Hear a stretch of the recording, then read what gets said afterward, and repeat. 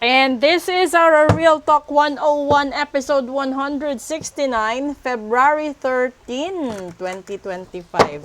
Tignan natin kung ano yung masasabi niya, no? Ngayon, na malapit na talaga ang paghuhukom sa mga relasyon. Ay, Diyos ko. Paghuhukom. Eto. Ladybug! Ala, good luck daw sa inyo. Kailangan, your goals are about to manifest in remarkable ways. Dreams are coming to fruition, and stop and enjoy this moment. It is important to let things flow at their natural pace, and rest assured that in due course of time, your wish will come true. Ngayon, sa natural ito, 'di ba? Na matutupad ang hinihiling mo at matagal mo nang inaasam. Swerte ka kung hindi ka mabiktima ng gayuma at kulam. Kasi yung iba, maliban sa kulam, gayuma, no? Idadaan nila yung love spell, obsession spell sa mahal mo. Yun, kaya minsan hindi mo na makukuha yung mahal mo, hindi na makaraos yung relasyon ninyo dahil may mga tao din na gumagawa ng mga negative para mawala sila sa iyo, no? Mawala sa iyo. Kasi yung luck na sinasabi dito, hindi lang naman kasi ito, kasi dahil general reading ito. Hindi lang ito tungkol sa taong mahal mo, sa taong gusto mong pakasalan, makasama, no?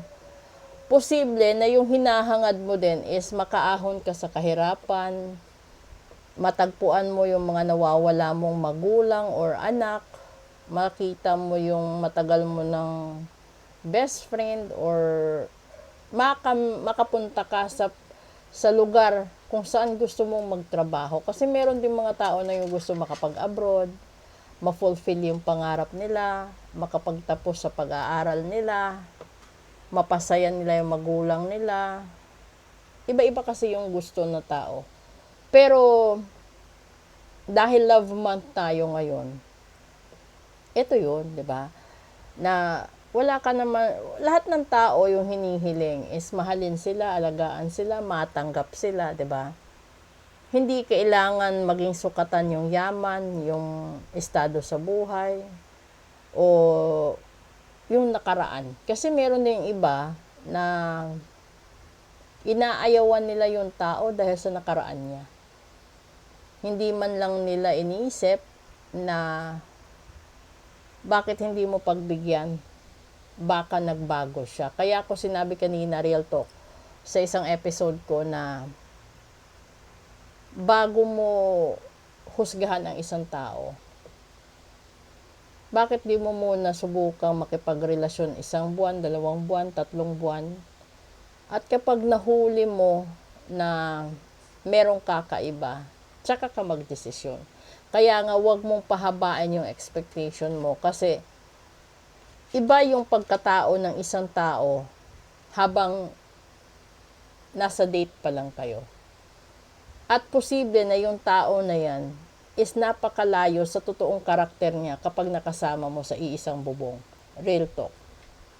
Kaya nga, hindi naman ako against sa marriage. Pero, mahal kasi yung divorce, mahal yung annulment, di ba? Mahaba yung proseso. So, kung hindi ka rin lang naman sigurado, mabuti pa na mag-live-in muna kayo. Kasi kapag nag-live-in kayo, anytime na hindi mo kasundo yung tao, pwede kayo mag-separate ways, di ba? At walang ari-arian na mahahati, walang gamit or etc. Yung kukunin lang siguro niya, yung naipundar lang din niya. Di ba? Ang sama pa doon, Real to, kung wala siyang napundar. At siya itong binubuhay, siya pa itong pasaway. Totoo yan. Kasi marami akong kliyenteng ganyan. Masyadong marupok. Lahat binibigay. Hanggang ngayon, marupok pa rin sila. Pero, ito yun pangkalahatan kasi ito. This is a general reading. Kaya ko ini-encourage kayo na magpa-reading. Kasi iba yung takbo ng reading, iba yung takbo ng baraha kapag kayo lang nag-iisa ang kausap ko. Nasa vibrations nyo lahat yan. Ngayon, kapag nagpa-reading kayo, magpasalamat kayo kung malalaman ninyo na may mga bagay na negative na mangyayari sa future. Kasi mapaghahandaan mo, di ba?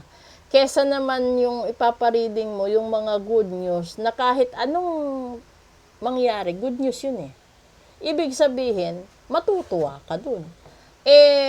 Yung mga bagay, kung saan makaluma kasi pangyayari, sa makalumang panahon, yung mga tao kaya nagpapareading dahil gusto nilang malaman kung may balakid sa plano nila, gusto nilang malaman kung may buwisit sa negosyo nila, gusto nilang malaman kung merong mga tao na magkakasakit or merong mangyayaring masama sa pangkabuhayan nila.